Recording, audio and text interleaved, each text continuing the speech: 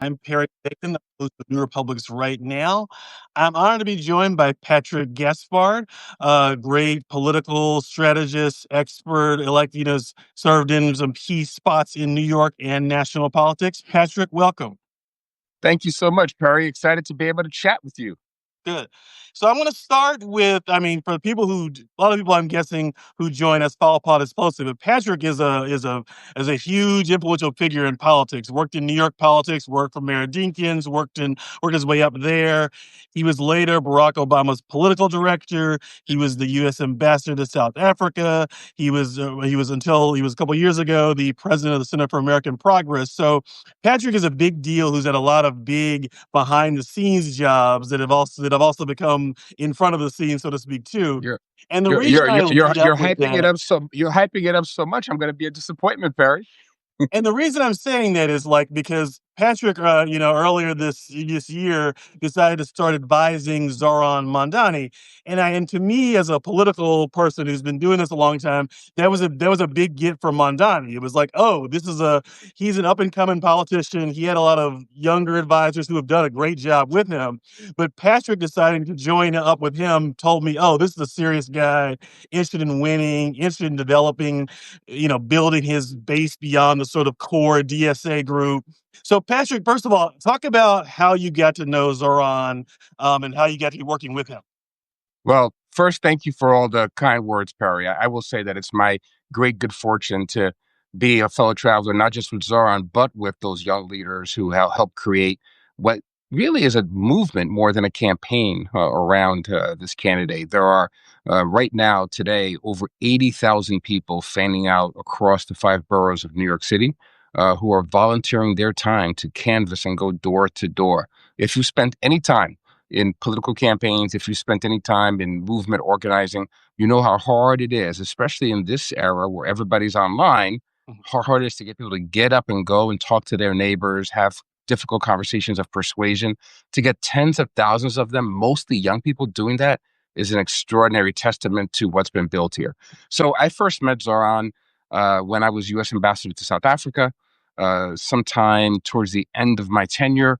The director Mira Nair made a movie called The Queen of Katwe, and she came to South Africa to premiere it. And I was pleased to be able to be one of the co-hosts for an event for her.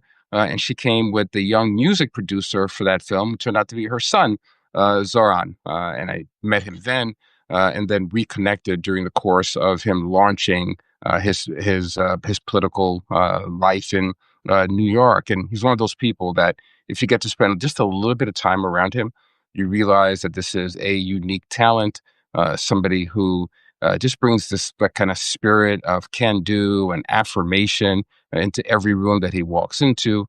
His intellectual curiosity really is impressive. And his ability to extend grace to people who he does not necessarily agree with on every issue is also something that I find to be a unique trait in our polarized algorithmic existences. It's been wonderful to get to know him both as a person, but also as a really preternaturally talented political athlete. This person is just really adroit, nimble, has a sophistication of about the world around him, but also is grounded in the plain workaday concerns of average folks. And he does a thing, Perry, that doesn't happen much in politics. He gets caught listening to voters around their central concerns, and then he's seen to be acting around those. So it's just been great. So you said a lot there. Let me break down a couple things. So it's not just you started working advising him in the last few months. You've known him a long time. Did you know him before he started the primary campaign even? And I met him before he started the Yeah. primary campaign. So the thing that I'm interested in that made me want to talk to you today was you've been quoted, I think it was the New York Times, maybe somewhere else. And I think you said something to the effect of like the Gaza issue and Zoran's position on it is equivalent in some ways to Barack Obama and Iraq in the 2008 Democratic primary. Yeah, sort of unpack. It's an interesting idea. I covered both these campaigns, but I hadn't really put that together. And so kind of unpack that. Yeah, thanks so much for raising that. You can't believe everything that you read in the New York Times, but I did say that to Yes. the Times, and I meant that both from the place of my own personal experience and what I've observed in the base of the Democratic Party. Perry, let's go back in time a little bit, right? So, 9/11 occurs. Sometime after 9/11, Republicans and Democrats basically give George W. Bush a blank check with the Iraq War resolution and say you go do what you got to go do. Democrats look at the polling at the time and they see that Bush is astronomically popular coming off of 9/11. And there are a number of concessions, political concessions, and I think moral concessions that are made in that period. Fast forward some years later, we find ourselves 2007, 2008, entering the presidential sweepstakes. The leading candidates in that race, Hillary Clinton, Joe Biden, John Edwards, straight on down the line, supported that resolution, and we're still basically defending it at the start of that campaign. Barack Obama, who had barely been a state senator in Chicago at the time, had been on the record and visible in anti-war demonstrations and declarations, even when it was the unpopular place to be in the country and certainly in the Democratic Party. So by the time he rocks up to Iowa and South Carolina and all the early votes, New Hampshire, all the early vote states, the war is not popular. Democratic base voters are saying, wait a second, we didn't sign up for this. They see the body bags coming back home. They're seeing the death counts from Iraq, Afghanistan, the region. And our economy is not in great shape. And there's profound concern. And Barack Obama finds himself in a place where people, voters, are able to hear him on other issues like healthcare, broad democracy issues, as a consequence of the open gate off of his moral clarity on Iraq. Fast forward to this moment, coming off of the 2024 horrific results and all of the contortions that Democratic Party leaders, including Joe Biden, most especially, and Kamala Harris, in that the contortions they went through to tell us that the things that we were seeing with our own eyes coming out of Gaza were really not to be understood through the prism of our understanding because we're too complicated for us to understand. Whereas average folks were saying, wait, I just see a lot of kids who are being killed. I see broad collective punishment across Gaza. Yes, Hamas is reprehensible. And yes, Israel should not have endured that and has to defend itself from Hamas. But that's not the same as using U.S.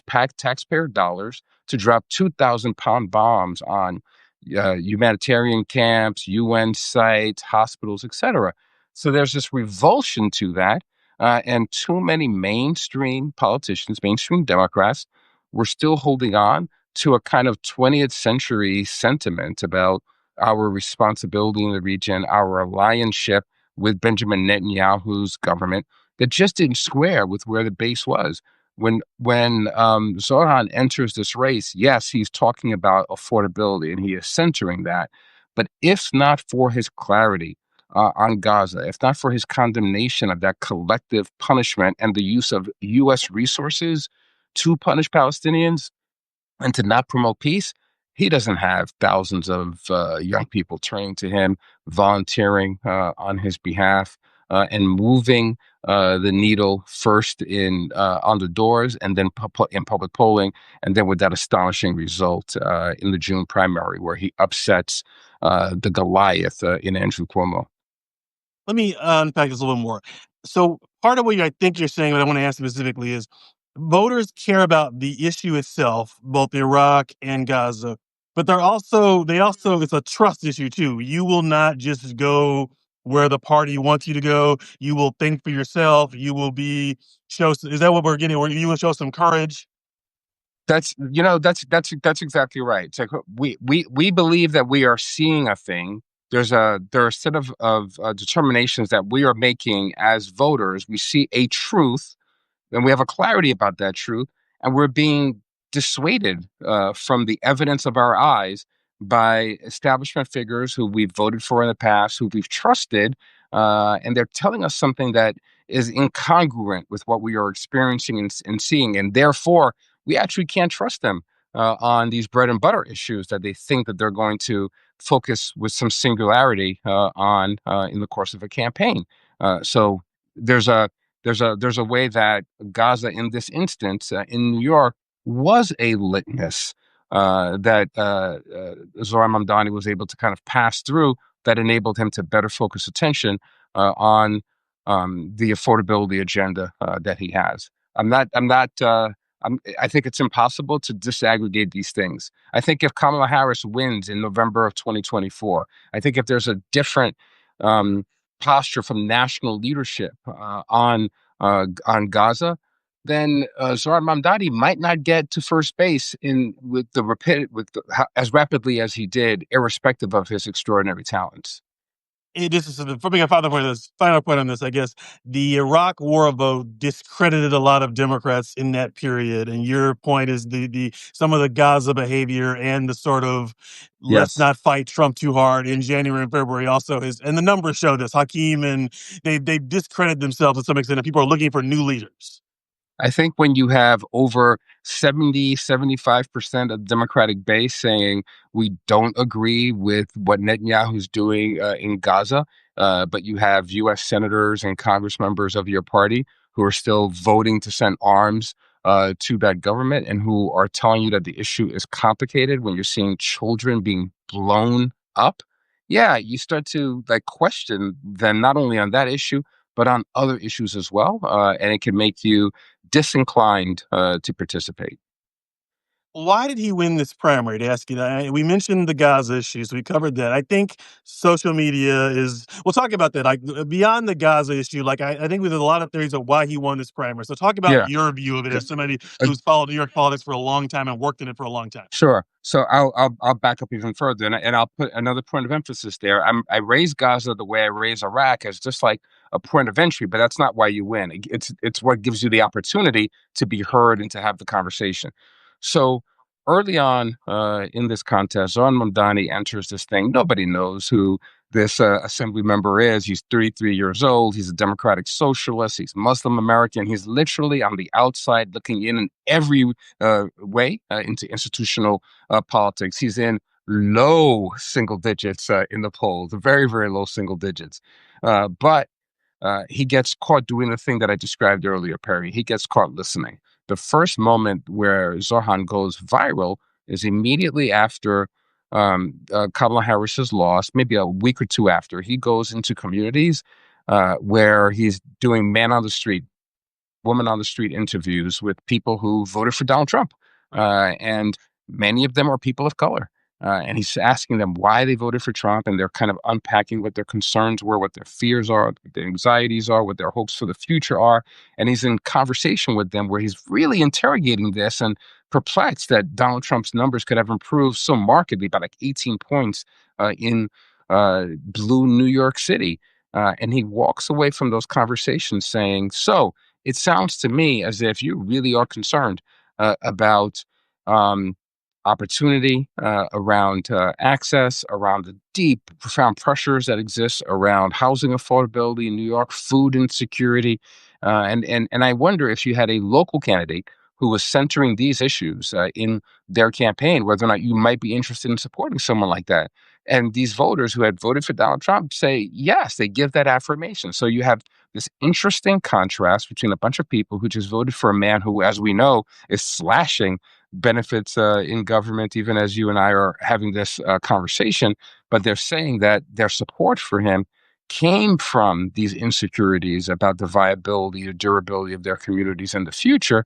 And he says, I am going to listen to you, and I'm going to organize the architecture of my candidacy around your core concerns. So he goes from that moment to being able to take issues that um, are not discussed on the center left as much as they should be, which is, the choke of our bureaucracy, the inaccessibility of government services, the failure to deliver. And he produces a series of videos and conversations about how cost of living is directly tied to that inability to deliver clarity, empathy in our bureaucracy or systems that just have any efficacy or integrity to them.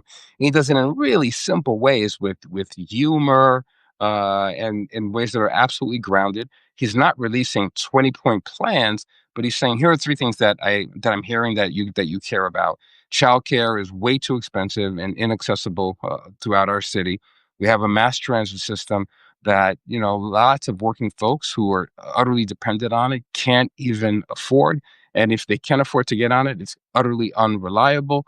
And we have the downward pressure for people whose children are still living in their basements or can't go off and start a family because of housing costs in the city. So we're going to find ways to to stabilize that and to freeze rent for 2 million rent stabilized households in New York and to build more affordable units. He sticks to those issues, and no matter what's happened, there could be a it could be an earthquake coming down, a tsunami coming, and he's unshakable. Keeps going back over and over and over to those issues, and he demonstrates that he has a talent for talking about them in short form videos, in longer addresses, in a 2-hour podcast, and he's willing to go everywhere. He goes into communities like MassPat, which is a community that Donald Trump did extraordinarily well in 2024. And he says, I hear you, I feel you, and you might disagree with me on a bunch of other things, but here are some core essentials where we have communion. And let's go figure out together how to affirm that. Contrast that, if you would, Perry, with Andrew Cuomo, who came in prohibitive favorite, huge lead in the polls earlier, but he describes New York in the same sort of dystopian terms that Donald Trump describes New York. He describes a kind of nightmare of insecurity. He makes the mistake of looking at the early issue poll preferences, and he believes people care more about law and order than anything else. And I'm going to over index on Donald Trump's approach to law and order in our streets and how we're going to crack heads. And that's going to be the thing that is going to get me over the top. And folks were like, that's not what we're feeling, man. We can't afford to pay our bills. And you and so many other institutional Democrats, establishment figures are saluting the systems, the institutions, the corporations who have had their boots on our necks for all this time. And we've had enough of that. How important was it? Because he used to run a think tank. I've covered politics for a long time. That his ideas are freeze the rent, free childcare, not you will pay 7.3% for childcare unless you make more than $200,000, then you only pay 4.3%. Is that distinction really important here, or is it maybe it doesn't matter that much? Yeah, it turns out, Perry, that it's important to speak English. Yes, that does matter to working day folks. So there was a plainness to the approach. He centered a number of really simple things that people feel in their lives that were proximate to their pain points, and that they could say, yeah, okay, yeah, I understand what this person is trying to solve for. I understand on whose behalf he is fighting. And even if I may disagree with one approach or another from him, he's actually engaging in the space of ideas, and that's an exciting thing, and makes me as a voter want to lean in. There's a thing to engage with. There's a thing to debate. There's a thing to rally around. I'm being led in some fashion that I can react to. That is really essential.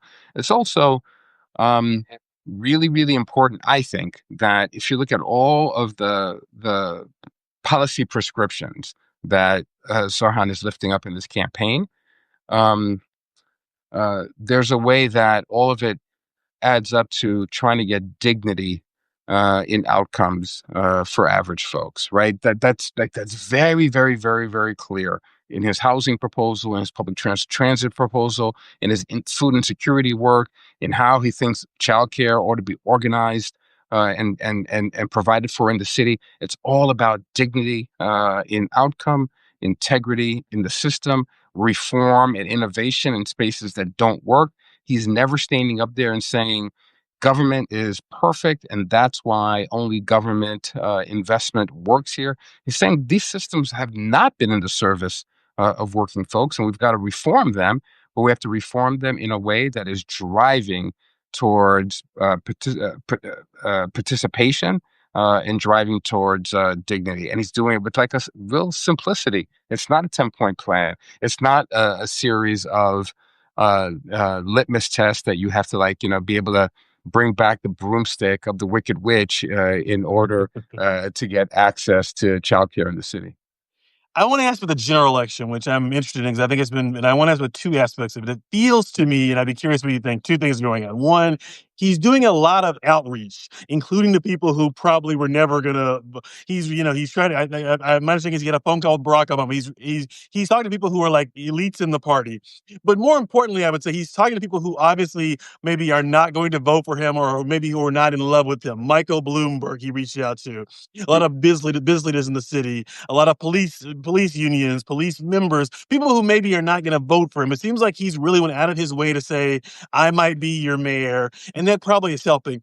The second thing, though, is I don't perceive him as flip flopping a lot. A lot of politicians lose credibility when they say one thing in the primary and one in the general. And even on Israel Gaza, the hard issue there, it feels like his actual positions have stayed the same, even if maybe he's changed some parts of rhetoric, globalized intifada, the obvious one. But so talk about that, both the outreach and the not changing positions.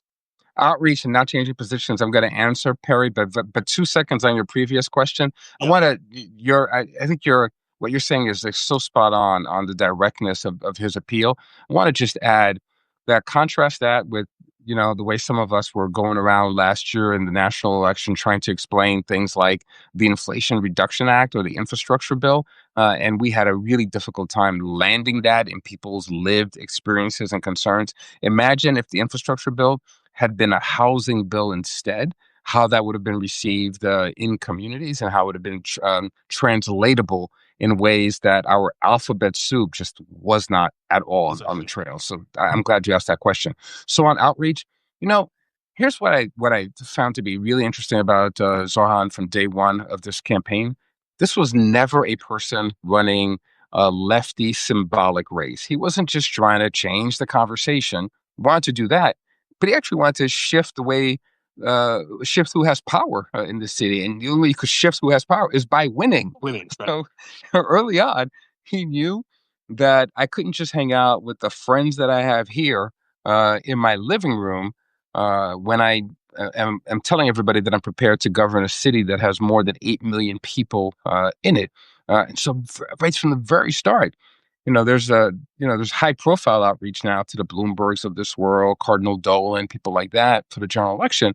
But he was always going into communities that had voted against candidates like him in the past, who had given Donald Trump a lot of support, and trying to break down the differences to get to the heart of what we needed to fix in order to make our city governable, but to also maintain people's hopes and aspirations for what they wanted for their communities and their children into the future. That was always a part of his political DNA. He is a instinctively an organizer, not an activist. Being an activist is a tribal thing. We're just talking to like-minded people to mobilize them. Being an organizer requires you to engage in the hard, tough conversations and the work of persuasion, where you move folks, but you yourself might be moved a bit as well. You know, um, the candidate in Maine now who is getting attracting a firestorm, Graham Plattner, said something interesting the other day, where he said, I want to invite your discomfort about my candidacy, and let's have a conversation That's about good. that. I think Zoran is comfortable being discomforted himself, and that's a really important thing when you're trying to lead a place as complicated as New York City. So that was always present. You're right that in the general election, as he's talked to billionaires who are funding the super PAC against him, a super PAC, by the way, that is ending this campaign with the kind of bigotry that we've seen from Republicans in the past. It's been pretty kind of grotesque. But as he's done that outreach, he has not shifted from his moral clarity on where we're at in the nation as an economy, where we're at on the use of U.S. power in the world, where we're at with corporations who have more power than most nation states. who are paying tithe and tribute to the would-be authoritarian in the White House. He has not changed and shifted in any way on how he's the same guy who confronted Donald Trump's border czar when this person was showing up to our city, making corrupt deals with the sitting mayor in City Hall to literally disappear people from our streets. Zoran is still that same uh, uh, central character, central figure who's got a moral clarity on these issues, and he's going to like speak out on them, and then make it very clear that as he organizes across communities, organizes across differences, uh, he's going to be clear on the outcomes that he's trying to achieve, but he's not going to have a religiosity about how we get to those outcomes. And he's going to be kind of nimble in a space where you have to negotiate with a governor, you have to negotiate with a state legislature, you have to work closely with a city council, and again with those very same business leaders to govern for impact. I know we're in the midst of voting here, so this is a complicated question, but does 50% matter? Because I'm guessing we're going to hear if he doesn't get that. Is that what does that number mean? Should it matter? Winning matters. Bill Clinton was a two-term president of the United States who wielded his authority and his power to affect, to I think great and proper effect for the kind of politics that he was trying to advance at that time. Bill Clinton never achieved 50% in any national election in America. I think it is difficult to get to 50% when you are in a three-way contest, a four-way contest if you count Mayor Eric Adams, who Who's on the is ballot? not running for election, but his name is still on the ballot. Right. So achieving 50% is going to be, a challenging thing.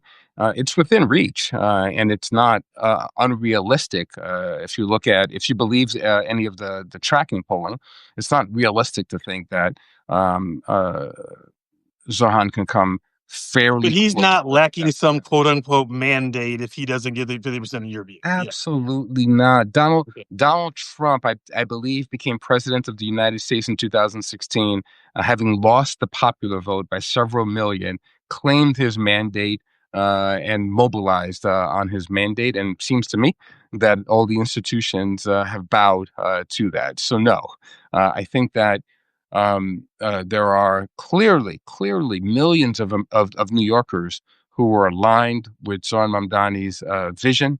There are hundreds of thousands that exercised their ballot in June that affirmed that vision, and many more still who are coming out, who are volunteering now, who are voting early, who are saying, I believe in this direction for my party and for my city.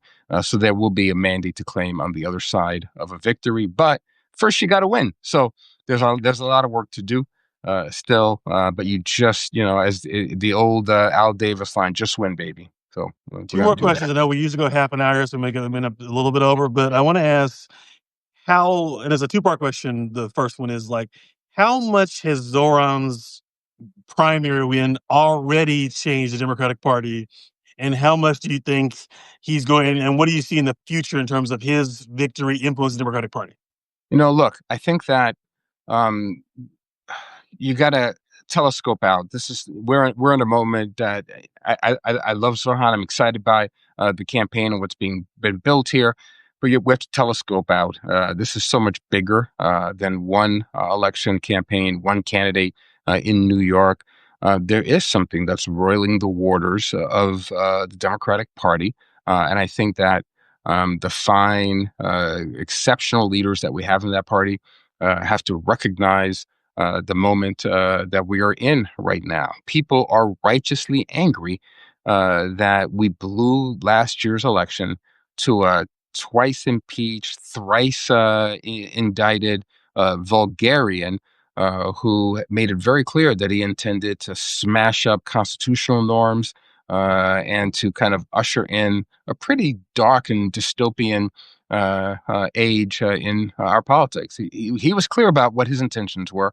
Many voters believe that Democratic leadership have not been clear and that we're kind of basically incoherent. We're incoherent going into the election last November, and that we have lacked the kind of constitutional spine needed to fight back effectively against Trump, against MAGAism in 2025. So people are angry about that. They're angry about how they're living their lives.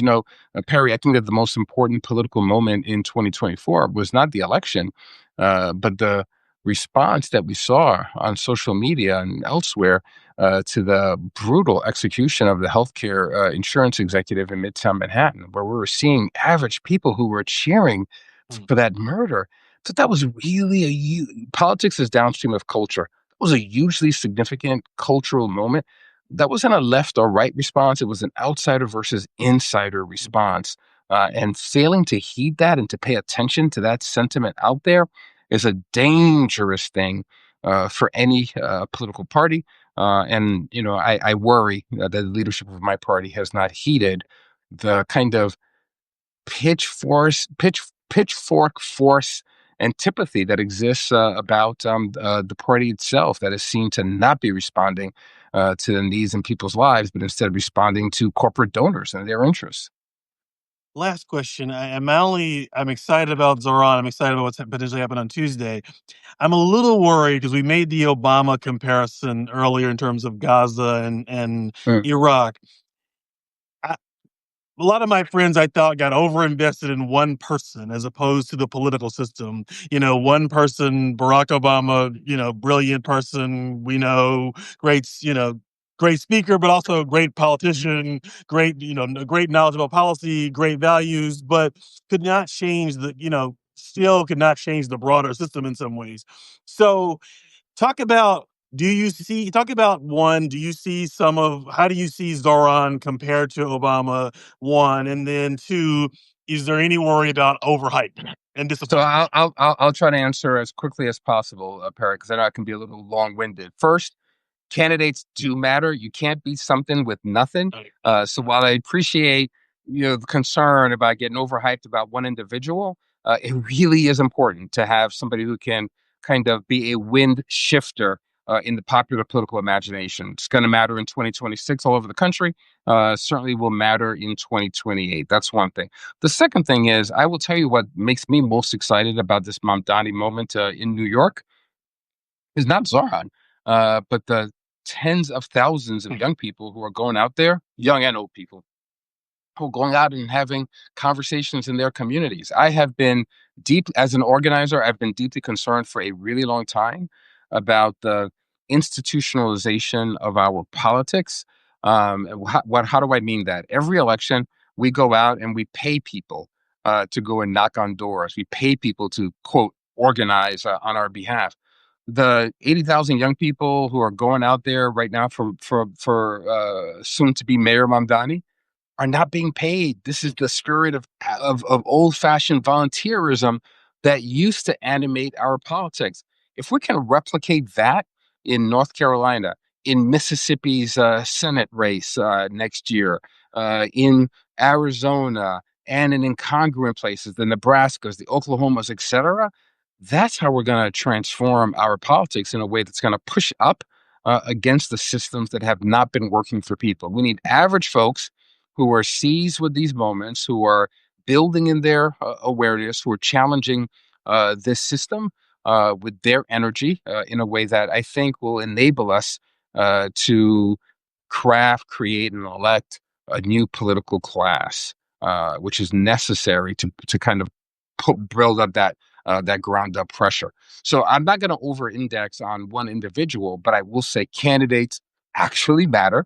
And those candidates need to be beholden to a thing, accountable to a thing, and making sure that we continue to invest in the 20 somethings, the 30 somethings who are excited about Zarhan now, who could be a credible force for accountability into his mayoralty matters.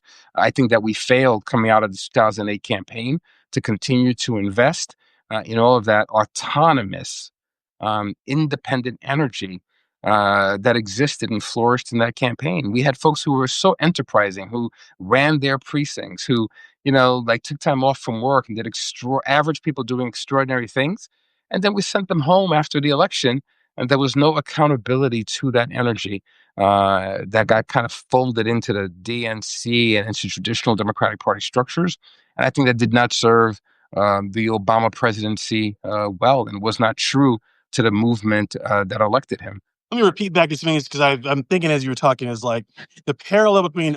It is true that I feel like my friend, people I know, are running out of their houses to volunteer and to vote for this person. Be excited about this. I felt like I experienced that 07 and '08 with Obama. People very excited to volunteer. Mhm. There was a month last year after Harris replaced Biden where a lot of my friends were like, "How do I volunteer for her? How do I vote?" And then it became, I don't know what they did, but something happened. And then I see with Zoran, my friends in New York, my friends who live in, Nebraska for that matter, or Kentucky, where I live, actually, are also very excited and doing everything possible. So your point is like a candidate can help. You need the candidate in some ways to create the movement, and the movement is what really matters. But the candidate is a big part of creating the sort of movement A and the energy. 100%, 100%. How do we invest in the continued momentum of that in that indigenous energy that pops up in our cities and in our states and across the country in these unique moments? How do we invest in that instead of investing in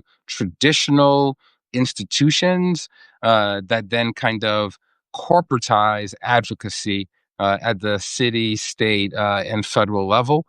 In a way that really is not animated in its core by the interest, the aspirations, the provocations of average people who came out and door knocked in these moments. Patrick, this was a great conversation. Thanks for joining me. I appreciate it. Thank you. And great to see Love you. love being on, Perry. Thank you. Thank you. Bye bye.